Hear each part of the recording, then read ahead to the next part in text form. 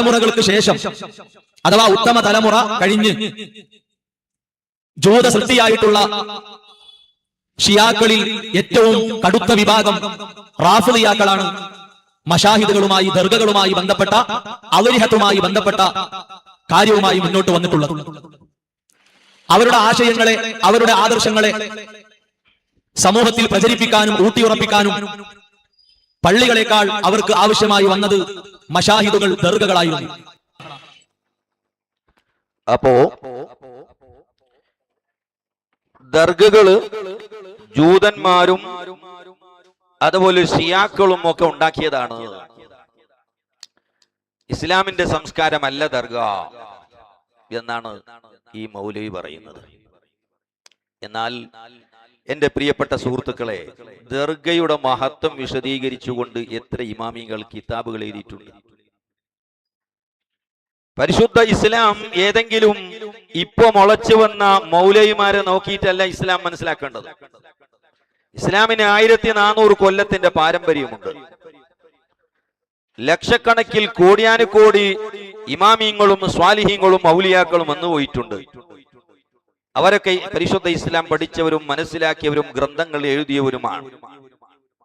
അവരെ നോക്കിയിട്ടാണ് ഇസ്ലാം നമ്മൾ മനസ്സിലാക്കേണ്ടത്. ഖോജാക്കന്മാരെ നോക്കിയിട്ട് തന്നെയാണ് ഇസ്ലാം മനസ്സിലാക്കേണ്ടത്. ഇമാമികളെ പറ്റി അവരൊക്കെ പരിഹസിക്കുന്നത് ഖോജ എന്നൊക്കെയാണ് പറഞ്ഞിട്ടാണ് പരിഹസിക്കാറുള്ളത്. നിങ്ങൾ നോക്ക്, ഇവര് വലിയ ഗ്രന്ഥം, അടുത്ത കാലക്കാരനൊന്നും അല്ല ഈ ഗ്രന്ഥം ഉണ്ടാക്കിയത്. ഹിജ്റ 615 ഏകദേശം ഒരു 800 കൊല്ലങ്ങൾക്ക് മുമ്പ് മരണപ്പെട്ടു പോയ ഒരു മഹാന്റെ ഗ്രന്ഥമാണ് ഇമാം മുവഫഖുദ്ദീൻ ഇബ്നു ഉസ്മാൻ എന്നവരുടെ ഗ്രന്ഥം. ഈ കിതാബിന്റെ പേര് തന്നെ മുർഷിദുസ് സുവാർ ഇലാ ഖുബൂരിൽ അബ്റാർ. എന്താണ്? മുർഷിദുസ് സുവാർ ഇലാ ഖുബൂരിൽ അബ്റാർ. മഹാന്മാരായ സ്വാലിഹീങ്ങൾ അല്ലെങ്കിൽ ഔലിയാക്കളുടെ ഖബറുകൾ സിയാറത്ത് ചെയ്യുന്നവർക്കുള്ള ഒരു വഴികാട്ടി. മുർഷിദുസ് സുവാർ, സിയാറത്ത് ചെയ്യുന്ന ആളുകൾക്ക് ഇർഷാദ് നൽകുന്ന ഗ്രന്ഥം. എവിടെ സിയാറത്ത് ചെയ്യുക? ഇലാ ഖുബൂരിൽ അബ്റാർ.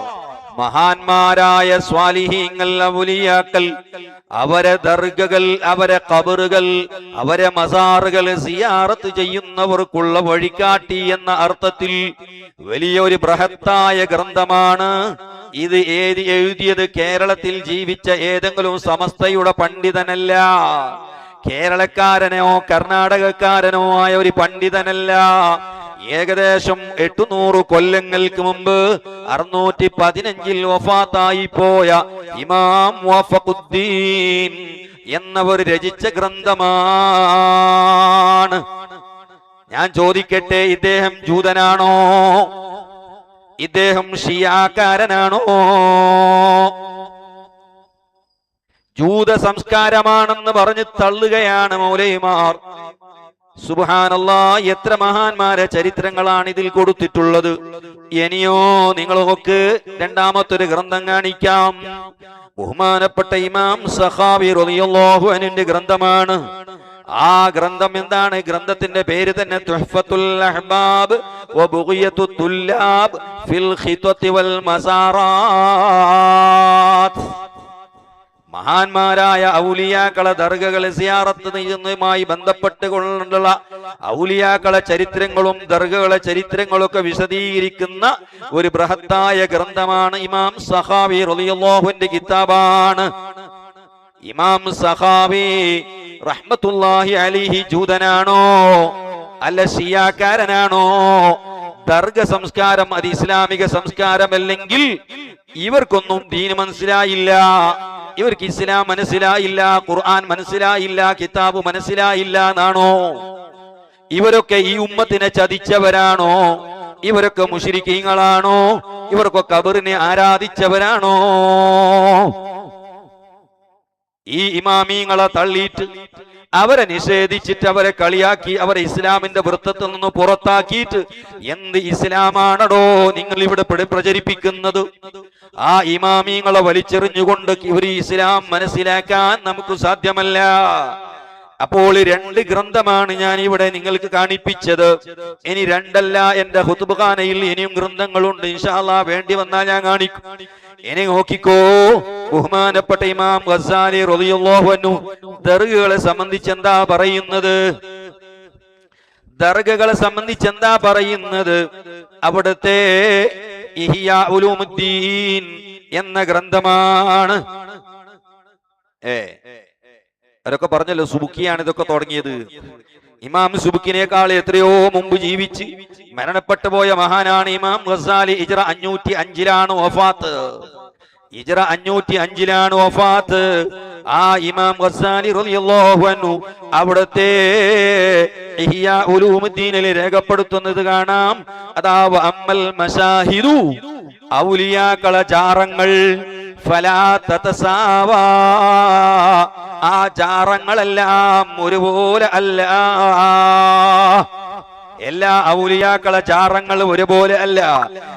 ബൽ ബറകത്തു സിയാറതിഹാ അലാ ഖദ്രി ദറജാതിഹിം ഇൻദല്ലാഹി അസ്സ വജല്ല. ആ ഔലിയാക്കളെ ദർഗയിൽ അവിടെ കിട്ടുന്ന ബറക്കത്തുകൾ, ആ ദർഗയിൽ മറപ്പെട്ടെടുക്കുന്ന വലിയനിക്ക് അള്ളാഹുവിന്റെ അടുക്കൽ ഏത് സ്ഥാനമാണുള്ളത് ആ സ്ഥാനത്തിന് ഒത്തുകൊണ്ടുള്ള ബറക്കത്ത് കിട്ടും. ഉന്നത പദവിയുള്ളവരിൽ നിന്ന് ഉന്നതമായ ബറക്കത്ത് കിട്ടും. എല്ലാ ഔലിയാക്കളും മഖ്ബറകൾ ഒരുപോലെ അല്ല. ആരാ പറയുന്നത്? ഇമാം ഗസാലി. ഇമാം ഗസാലി ജൂതനാ? ഇമാം ഗസാലി ജൂതനാണോ? ഇമാം ഗസാലി ഷിയാക്കാരനാണോ? ഔലിയാക്കളെ മഖ്ബറകൾ, അവരുടെ മസാറുകൾ, അവരുടെ ചാറങ്ങൾ എല്ലാം ഒരുപോലെ അല്ല. അള്ളാഹുവിന്റെ അടുക്കൽ വ്യത്യസ്തമായ സ്ഥാനങ്ങളുണ്ട്. ഇമാം ഗസാലി റളിയല്ലാഹു അൻഹു രേഖപ്പെടുത്തുന്നു. നോക്ക്, ഞാനൊരു സംഭവം ഉദ്ധരിക്കുകയാണ്.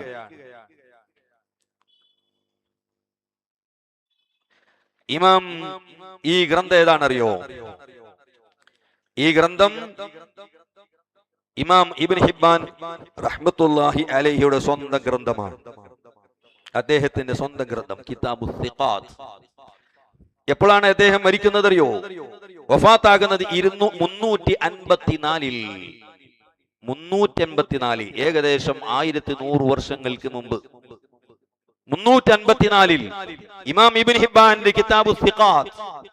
ആ കിതാബുസ് സിഖാത്തിൽ അതിന്റെ 8ാം വാള്യം 457 പേജ്, 457 പേജിൽ ഇമാം ഇബ്നു ഹിബ്ബാൻ റഹ്മത്തുള്ളാഹി അലൈഹി ഒരു സംഭവം പറയുന്നു. ഏതോ ആളിൽ നിന്ന് ഉദ്ധരിക്കുന്ന സംഭവം അല്ല കേട്ടോ, അദ്ദേഹത്തിന്റെ സ്വന്തം അനുഭവമാണ് പറയുന്നത്. സ്വന്തം അനുഭവം. അതാ ബഹുമാനപ്പെട്ട അലി ഇബ്നു മൂസ റളിയല്ലാഹു അൻഹുവിന്റെ ദർഗയെ സംബന്ധിച്ചാ പറയുന്നത്.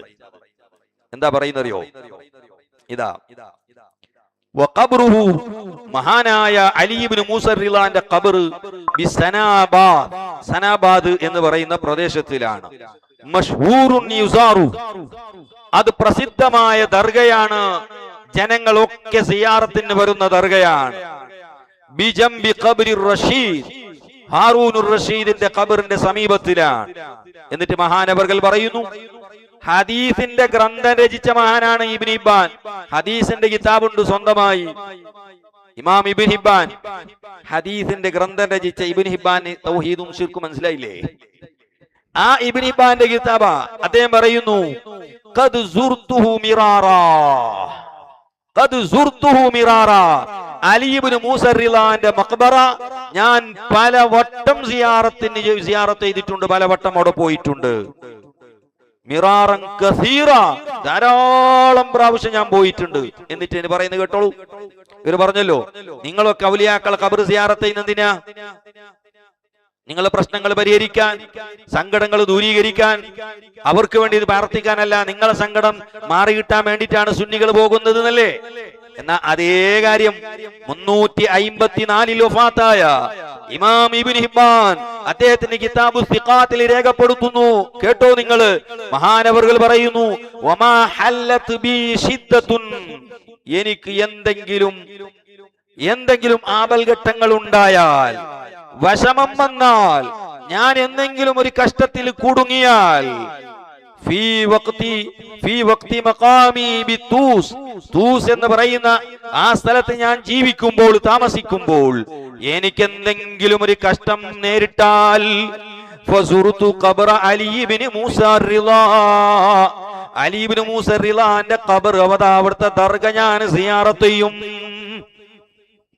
എപ്പോ എനിക്ക് സങ്കടം വന്നാൽ, പ്രയാസം വരുമ്പോ, വിപൽ ഘട്ടങ്ങളിൽ ഞാൻ മഹാന്റെ ദർഗയിലേക്ക് പോകും. എന്നിട്ടോ അവിടെ വെച്ചുകൊണ്ട് ആ ദർഗയിൽ അള്ളാഹുവിനോട് നമ്മൾ ദ്വാരക്കും. നമ്മളൊക്കെ അങ്ങനെയാണല്ലോ. മദനി തങ്ങൾ ഉപ്പാപ്പന്റെ ദർഗയിൽ പോയി അള്ളാഹുവിനോട് ദ്വാരക്കും.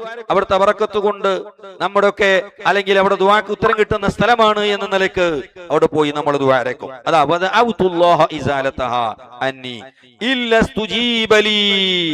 അവിടെ ദ്വാരന്നാൽ എന്റെ ദുആക്ക് ഉത്തരം കിട്ടുന്നു. സിയാറത്ത് ചെയ്താൽ എന്റെ എല്ലാ വിഷമങ്ങളും നീങ്ങിക്കിട്ടുന്നു. എന്നിട്ട് മഹാൻ പറയുന്നു, വഹാദാ, ഈ കാര്യം എന്റെ ജീവിതത്തിൽ പല തവണ എനിക്ക് അനുഭവത്തിൽ തെളിഞ്ഞ കാര്യമാണ്. സുബ്ഹാനല്ലാഹ്. ദർഗ ജൂത സൃഷ്ടിയാണല്ലേ, ജൂതന്മാരെ സൃഷ്ടിയാണെന്നല്ലേ പറഞ്ഞത്. 354 വഫാത്തായ ഇമാം ഇബ്നു ഹിബ്ബാന്റെ കിതാബു സിഖാത്ത് നിഷേധിക്കാൻ കഴിയോ ഈ കിതാബിലില്ലാന്ന്? ഏതെങ്കിലും ഒരു വ്യക്തിനെ തൊട്ട് പറയുന്നതല്ല, സ്വന്തം ഈ കിതാബിന്റെ മുസന്നിഫ് തന്നെ രേഖപ്പെടുത്തുകയാണ് അദ്ദേഹത്തിന്റെ സ്വന്തം അനുഭവം. ഇമാം അലി ഇബ്നു മൂസ റളിയല്ലാഹു അൻഹു ദർഗയുടെ മഹത്വമാണ് ബഹുമാനപ്പെട്ടവർ വിശദീകരിക്കുന്നത്. ഇനി നിങ്ങൾ നോക്ക്,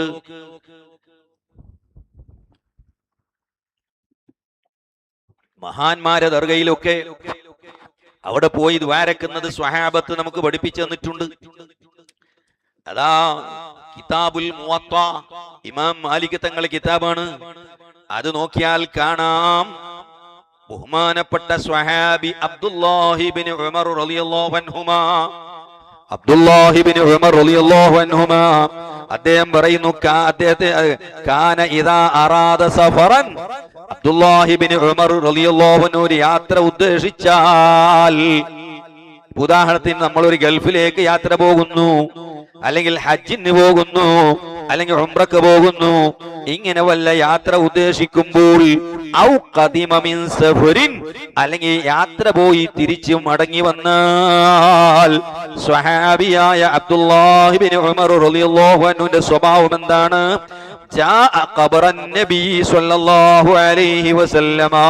അല്ലാഹുവിന്റെ റസൂലിന്റെ ഖബറിന്റെ അരികിലേക്ക് വരും.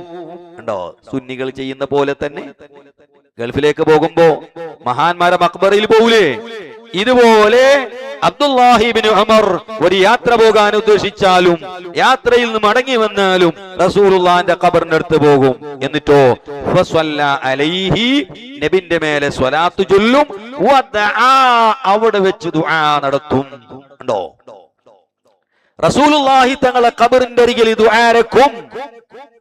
അതുപോലെ ഇങ്ങനെ മഹാന്മാരെ ദർഗയിൽ പോയി ദുആരക്കുന്ന ശൈലി സ്വഹാബത്ത് പഠിപ്പിച്ചതാ. അബ്ദുല്ലാഹി ഇബ്നു ഉമർ റളിയല്ലാഹു അൻഹുമാ, ഇമാം മാലിക് തങ്ങളെ കിതാബുൽ മുവത്ത. ഇനി വേണോ തെളിവ്? ജൂത സംസ്കാരമാണ് എന്നല്ലേ പറഞ്ഞത്. ഇനി വേണോ? ബഹുമാനപ്പെട്ട ഉസാമത്ത് ബിൻ സയ്യിദ് റളിയല്ലാഹു അൻഹു, അദ്ദേഹത്തെ പറ്റി അതാ ഇമാം തബറാനി റളിയല്ലാഹു അൻഹു റിപ്പോർട്ട് ചെയ്യുന്നു. അവിടുത്തെ അൽ മുഅ്ജമുൽ കബീർ എന്ന് പറയുന്ന ഗ്രന്ഥം, അതിൽ കാണാം, റഅയ്തു ഉസാമത ബിൻ സയ്യിദ് ഇൻദ ഹുജറത്തി ആയിഷ.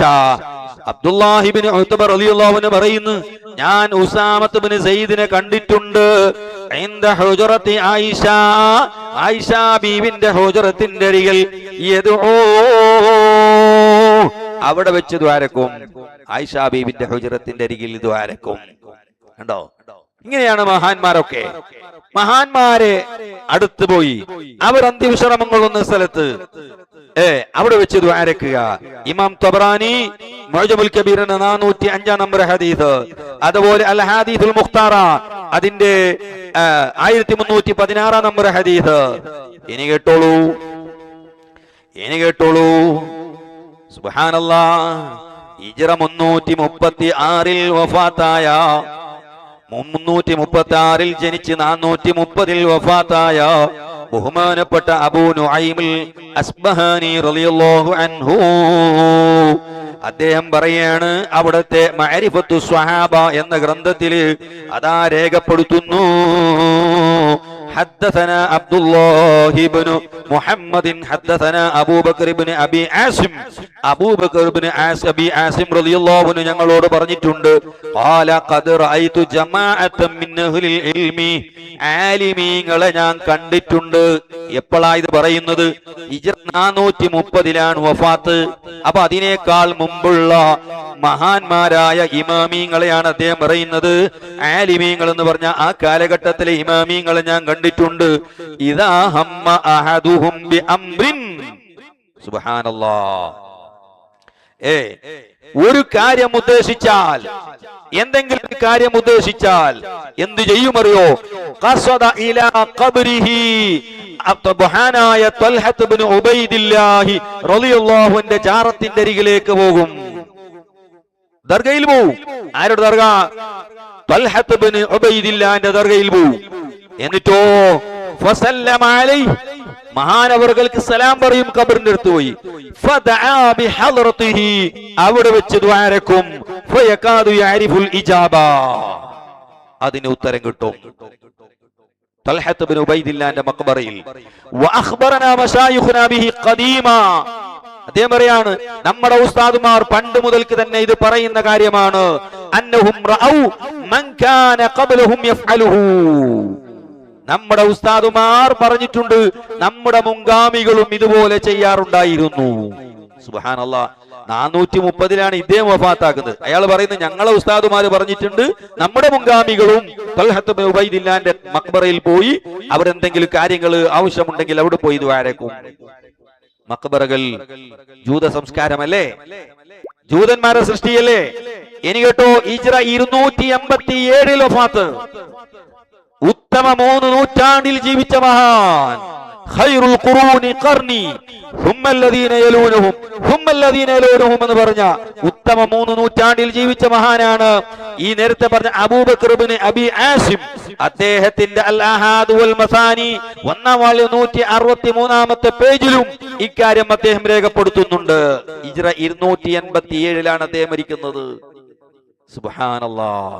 അപ്പൊ ഉത്തമ 3 നൂറ്റാണ്ടിൽ ജീവിച്ച മഹാന്മാർ ത്വൽഹത്ത് ഇബ്നു ഉബൈദില്ലാഹിന്റെ ദർഗയിൽ പോയി ആവശ്യം പൂർത്തീകരണത്തിന് വേണ്ടി പ്രാർത്ഥിക്കാറുണ്ടായിരുന്നു എന്ന് മഹാന്മാർ അവരുടെ ഗ്രന്ഥത്തിൽ രേഖപ്പെടുത്തുന്നുണ്ട്. ഇങ്ങനെ ഞാൻ വായിച്ചാൽ ഇവിടെ നിങ്ങൾ ഇരിക്കുകയാണെങ്കിൽ സ്വബഹി വരെ വായിക്കും. തെളിവുകൾ 1-2 അല്ല, 1-2 അല്ല. ഈ കിതാബുകളൊക്കെ വായിക്കാൻ സമയം എത്ര വേണം കൂട്ടരെ? എത്ര സംഭവങ്ങളാ ദർഗൊക്കെ ഇങ്ങനെ തൊള്ളയിൽ വന്ന് പറഞ്ഞു പോകാൻ എത്ര എളുപ്പം. ഞാനിപ്പോ എന്റെ സ്വന്തം വക വല്ലതും പറഞ്ഞോ? കിതാബ് നോക്കി പേജ് നമ്പർ അടക്കം തെളിവടിസ്ഥാനത്തിലാണ് ഞാൻ പറഞ്ഞത്. മൗലവിമാരോ ഒറ്റ ഒന്നിനും ഒരു തെളിവില്ല. തൊള്ള ബടായി അല്ലാതെ വല്ല രേഖ ഉന്നയിച്ചിട്ടുണ്ടോ മൗലവിമാർ? ഇല്ല. സ്വന്തം വക ദീനിൽ അഭിപ്രായങ്ങൾ രേഖപ്പെടുത്തുന്നു. എങ്ങനെയെങ്കിലും ഈ മുസ്ലിമീങ്ങളെ കാഫറാക്കണം, ഈ സുന്നികളെ കാഫറാക്കണം. അതാണ് അങ്ങനെ തെളിവ് നേടുന്നെടുക്കുക. വഹാബികളെ പണി എങ്ങനെയാണ്? നമ്മളൊക്കെ ആളുകളെ നന്നാക്കാനാ നോക്കുക. വഹാബികളെ പണിയെടുക്കുന്നതിനാ സുന്നികളെ കാഫറാക്കാൻ വേണ്ടിയിട്ടാ.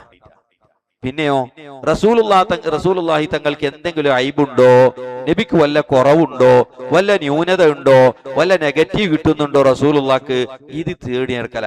നിങ്ങൾ കേട്ടിട്ടുണ്ടോ ജീവിതത്തിൽ എന്റെ പ്രിയപ്പെട്ട കൂട്ടരെ ഏതെങ്കിലും ഒരു വഹാബി മൗലവി മദ്ഹുർ റസൂൽ പ്രഭാഷണം നടത്തിയ ഒരു പ്രസംഗം നിങ്ങൾ കേട്ടിട്ടുണ്ടോ? കേട്ടിനോ?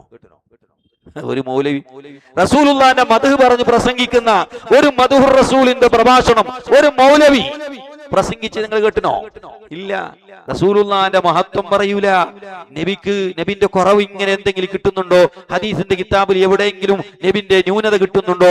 കുറവ് പറയാൻ കിട്ടുന്നുണ്ടോ? അത് കേട്ടിട്ടില്ല, ഇത് കേട്ടിട്ടില്ല, അത് അറിഞ്ഞിട്ടില്ല, ഇത് അറിഞ്ഞിട്ടില്ല. ഇങ്ങനെ റസൂലുള്ളാഹിനെ പറ്റി നെഗറ്റീവും ന്യൂനതയും പറയാൻ വല്ല തെളിവ് കിട്ടുന്നുണ്ടോ എന്ന് കിതാബ് പരിധി ഇങ്ങനെ തേടി നടക്കുന്ന ഈ ലോകത്തിലെ ഏറ്റവും വലിയ ലക്ഷണം കെട്ട ഒരു വിഭാഗമുണ്ടെങ്കിൽ അത് വഹാബികൾ മാത്രമാണ്. അല്ലാഹു അവരെ ശർറിൽ നിന്ന് ഈ ഉമ്മത്തിനെ കാക്കട്ടെ.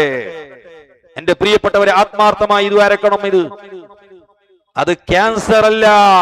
ക്യാൻസർ ബാധിച്ചാൽ ശരീരത്തിന് മാത്രമേ അപകടം പറ്റുള്ളൂ.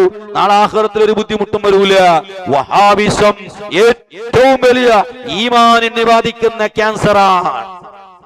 ഈമാനിനെ ബാധിക്കുന്ന ക്യാൻസറാണ്. അല്ലാഹു ആ രോഗത്തിൽ നിന്ന് ഈ ഉമ്മത്തിനെ കാക്കട്ടെ. റസൂലുള്ളാഹിനെ തരം താഴ്ത്തുക, ഔലിയാക്കളെ പരിഹസിക്കുക, ഔലിയാക്കളെ കളിയാക്കുക, ഇതല്ലാതെ ആലിമീങ്ങളെ തെറി വിളിക്കലും ഔലിയാക്കളെ കളിയാക്കലും റസൂലുള്ളാഹിന്റെ നെഗറ്റീവ് പറയലും ഇതല്ലാതെ വല്ലതും വഹാബികൾക്കുണ്ടോ? ഉണ്ടോ? ഇല്ല. ഇങ്ങനെ എണ്ണിപ്പോയാൽ ഞാൻ പറഞ്ഞല്ലോ, ഇൻഷാ അല്ലാഹ് വേണ്ടി വന്നാൽ ഇനിയും നമുക്ക് സംസാരിക്കണം. 100 കണക്കിൽ തെളിവുണ്ട്. ഞാനിപ്പോ ഇത് 2 എണ്ണം വായിച്ചപ്പോ നിങ്ങൾ തെറ്റിദ്ധരിച്ചു പോകരുത്. ഇത്രയേ ഉള്ളൂ തെളിവെന്നല്ല. ഇതാ അതിന്റെ തെളിവുകളാണ് ഈ അട്ടികളൊക്കെ. ഈ ദർഗന്റെ മഹത്വങ്ങൾ വിശദീകരിക്കുന്ന തെളിവുകളാണ്. ഒന്ന് മാത്രം വായിക്കുന്നു. നബി സല്ലല്ലാഹു അലൈഹി വസല്ലമ തങ്ങളെ ദർഗ ഇന്നുണ്ടല്ലോ, ഇന്നും മദീനത്തുണ്ടല്ലോ റസൂലുള്ളാഹിന്റെ ദർഗ. ആ ദർഗ അതിനെ സിയാറത്ത് ചെയ്യുന്നത് അത് ജൂത സംസ്കാരമാണെങ്കിൽ ഇമാമിങ്ങൾ രേഖപ്പെടുത്തൂ. അവരെ കിതാബിൽ ഈ ജിന്നൂതികൾ കേനം നിന്ന് പുറത്തു വന്നത് എങ്ങനെയാ? ജിന്നിനോട് സഹായം തേടുന്ന വിഷയത്തിൽ അഹ്മദ് ബിൻ ഹംബൽ പോലെയുള്ള ഇമാമിയങ്ങളെ കാഫിറാക്കാനും അവരെ മേലെ ശിർക്ക് ആരോപിക്കാൻ ഞങ്ങളെ കിട്ടൂല, ഇമാമിയങ്ങളെ മേലെ ശിർക്ക് ആരോപിക്കാൻ ഞങ്ങളെ കിട്ടൂല എന്ന് പറഞ്ഞിട്ടാണ് പുറത്തു വന്നത് ഈ കൂട്ടര്. ഇമാമിയങ്ങളെ മേലെ ശിർക്ക് ആരോപിക്കാൻ ജിന്നൂരികളാകുന്ന ഞങ്ങളെ കിട്ടൂല എന്ന് പറഞ്ഞിട്ട് പുറത്തു വന്ന കൂട്ടരെ ഞാൻ ചോദിക്കട്ടെ, ഇമാം നവവിനെ കാഫിറാക്കോ? ഇമാം നവവി തങ്ങളെ കാഫിറാക്കോ? ഇതാ ഇമാം നവവി തങ്ങൾ റസൂലുള്ളാഹിന്റെ ഖബർ സിയാറത്തിനെ പറ്റി എന്താ പറഞ്ഞത്? വഅലം അന്ന സിയാറത ഖബരി റസൂലില്ലാഹി മിൻ അഹമ്മിൽ ഖുർബാതി വഅൻജഹിൽ മസാഇ. അല്ലാഹുവിന്റെ റസൂലിന്റെ ഖബർ ആ ദർഗ സിയാറത്ത് ചെയ്യുന്നത് മിൻ അഹമ്മിൽ ഖുർബാത്ത്, ഏറ്റവും അഹമ്മായ മുഖ്യമായ ഒരു പുണ്യകർമ്മമാണ്. വഅൻജഹിൽ മസാഇ, ഒരു മനുഷ്യൻ ചെയ്യുന്ന പ്രവർത്തനങ്ങളിൽ ഏറ്റവും വിജയകരമായ പ്രവർത്തനം റസൂലുള്ളാഹിന്റെ ദർഗ സിയാറത്താണ്. ആരാ രേഖപ്പെടുത്തുന്നത്? ഇമാം നബവി. ഇമാം നബവി മാത്രമല്ല, ലോകത്ത് ധാരാളം ഇമാമിങ്ങൾ ഹിജ്റ 500 മുമ്പ് ജീവിച്ച മഹാന്മാർ രേഖപ്പെടുത്തിയ തെളിവുകൾ എത്ര വേണം? 1-2? സുബ്ഹാനല്ലാഹ്. അപ്പോ ഇതാണ് ഇത്രമാത്രം മഹാന്മാരായ ഇമാമിങ്ങൾ അംഗീകരിച്ച കാര്യം, ഇമാമിങ്ങൾ ചെയ്ത കാര്യം, സ്വാലിഹീങ്ങൾ ചെയ്ത കാര്യം. അതിനെയാണ് ഈ ഉള്ളാളത്ത് വന്ന മൗലവിമാർ പറയുന്നത് ജൂത സംസ്കാരമാണ്, ജൂതന്മാർ ക്രിയേറ്റ് ചെയ്തതാണ്, ഷിയാക്കൾ റാഫിളികൾ ഉണ്ടാക്കിയതാണ് എന്ന്. തെളിവൊന്നുമില്ല. വഹാബിന്റെ തൊള്ളന്നെ, വേറെ തെളിവൊന്നുമില്ല. ഇനി നോക്ക്,